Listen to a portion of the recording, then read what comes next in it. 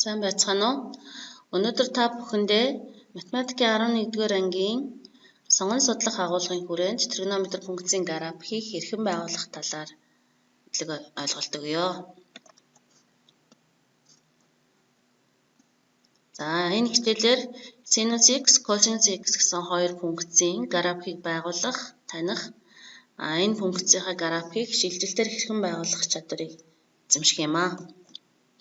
За юуны түрүүнд синус косинус функцийнхаа үндсэн чанарыг сэргээн саная. За энэ хоёр функцийн маань тодорхойлогдох мужийн буюу x-ийн авч болох утга нь хасах хязгааргүйгээс нэмэх хязгааргүй. Утгын мужийн хамгийн багадаа хасах нэг, хамгийн ихтэй нэмэх нэг, хасах нэгээс нэмэх нэг байна гэсэн. Синус x функц нь сондгой функц, косинус x функц нь тэгш функц заах юм аа.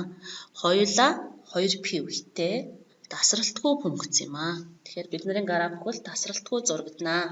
2π завсар болгонд давтагдаж үеилж явна гэсэн үг.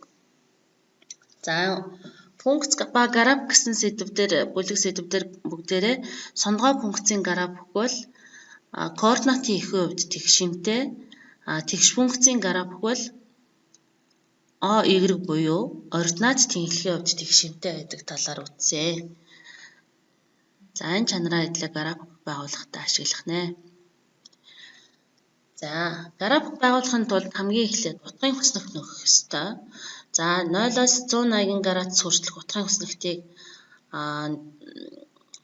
та бүхэн зарим утгуудыг үл цээжээр мэдж байгаа. Жишээлбэл 30, 60, 90, 180, 120, 150 утгуудыг болохоор эмхтгэлийн томьёо ашиглаж олж сурсан байгаа.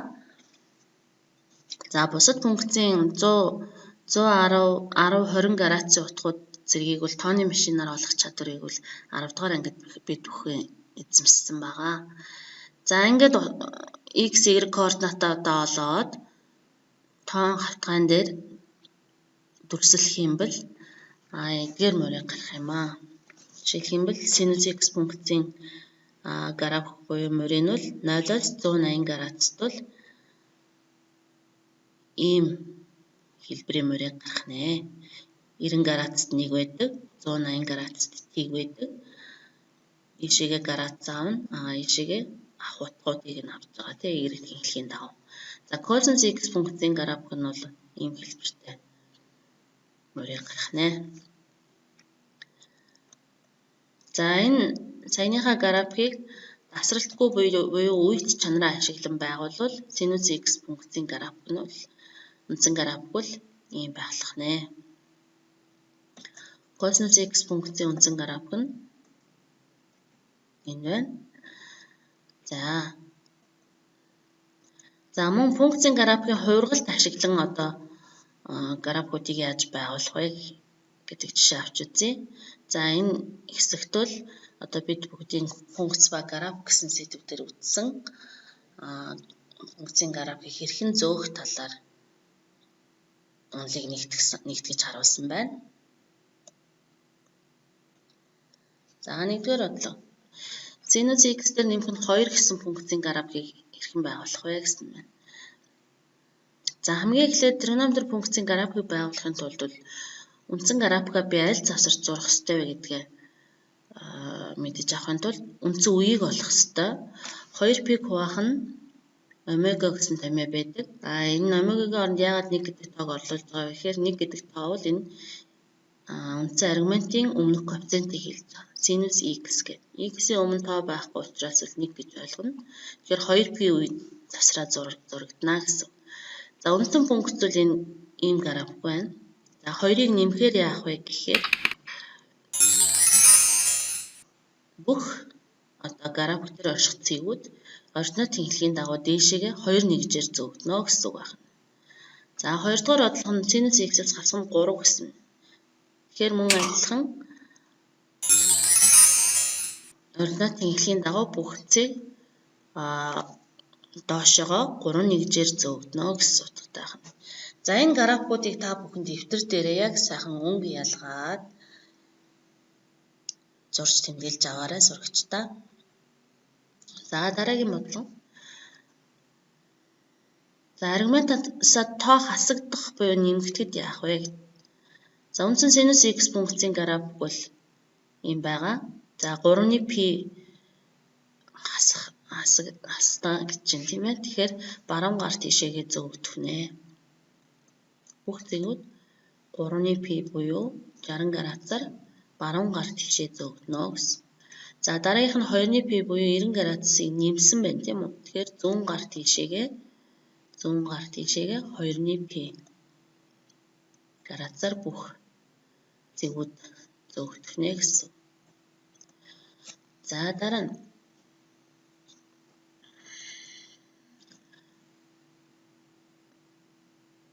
бүхэл ба бутархай тоогоор үржүүлэхэд яах вэ гэж. За бид эдийн үндсэн косинус x функцийн график бол ийм график байгаа тийм ээ. Тэгэхээр бүхэл ба бутархай тоогоор үржүүлэхэд яах вэ гэхээр үндсэн үеийг олохдоо бас x-ийн өмнөх коэффициент 1 байгаа учраас адилхан 2p үедээ зурагдана. За 2-ны 1-ээр үржүүлэхээр 1 байсан цэг маань 2-ны 1 дээр ирнэ. Хасах 1 байсан цэг маань хасах 2-ны 1 дээр ирнэ. Гэх мэтчлэн 2 дахин намснаа гэсэн. 2 дахин намснаа гэсэн үг байна. За 3-аар үржүүлэхээр яах юм бэ гэхээр 3 дахин суннаа гэсэн үг байна. Хоёрыг тэнхлийн дагуу 3 дахин сунгаж зурах нэ. Үндсэн график. За дараагийн бодлого. За аргументийн өмнө тоотой байвал яах вэ? Жишээлх юм бол 2x гэж синус 2x. За синус 2x гэхээр бид эдийн 2p хуваах нь омега гэдэг томьёон дээр омегагийн оронд x-ийн өмнөх коэффициент буюу 2-ыг орлуулна. Хураагаад p 2p-д зурж исэн график p дотор агшаад зурнаа л гэсэн утгатай. Энэ болохоор 3-ны 1 гэсэн тоогоор бутархай тоогоор үржүүлж байгаа. Үржүүлж байна тийм ээ. 3-ны 1-тэй хуваахаар үе нь 6p. Тэгэхээр 2p-д зурагдчихсэн үндсэн мөрийг 6p-д зурнаа гэхээр 3 дахин сунгааж зурнаа л гэсэн утгатай. За график дээр харъя гэвэл. Үндсэн синус x функцийн график энд байна. За 2x-ийн график болохоор 2 дахин агшаад зурж байна. Үндсэн 2p үе дотор бол цэнхэр график бол 2 удаа бүтнээр багтжээ гэсэн.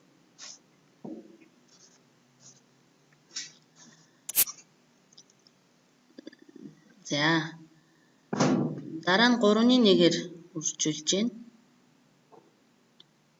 Тэгэхээр 6p дотор 1 удаа бүтэн зурагдана гэсэн. За дараагийн бодлого.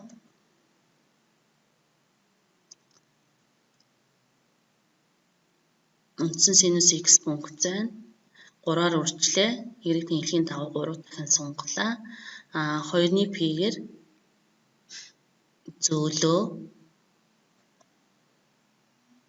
хасжээвэл баруун гар тишээ, нэмжээвэл зүүн гар тишээ зүүн. За нэмэх нь 5 гэхээр y тэнхлийн дагуу дээшээгээ 5-1 зөөгдөнө гэсэн. За бид эдийн эцсийн үр дүн бол энэ ягаанаар тэмдэглэсэн график гарах нэ гэсэн. За гэх мэтчлэн эдгээр функцүүдийг ингээд байгуулж болно. 3-ны 1-ээр үржсэн байна.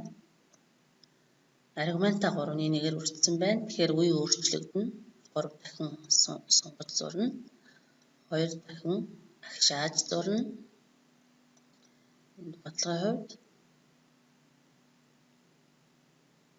3 дахин агшаагаад 4-ний p-гээр зөөж өгнө гэсэн. За эдгээр функцийн графикуудыг хэрхэн яаж байгуулах талаар Desmos мөн Photomath гэсэн аппликейшнуудыг ашиглаж янз бүрийн графикуудыг байгуулж өөрсдийн мэдлэгээ баттгах боломжтой. Мөн гэртээ та бүхэн шинээр үтсэн мэдлэгийг баттгаж дэвтэртээ бичин тэмдэглэл хөтлөж өөрийн болгож аваарай сурагчдаа. За та бүхэнд баярлалаа.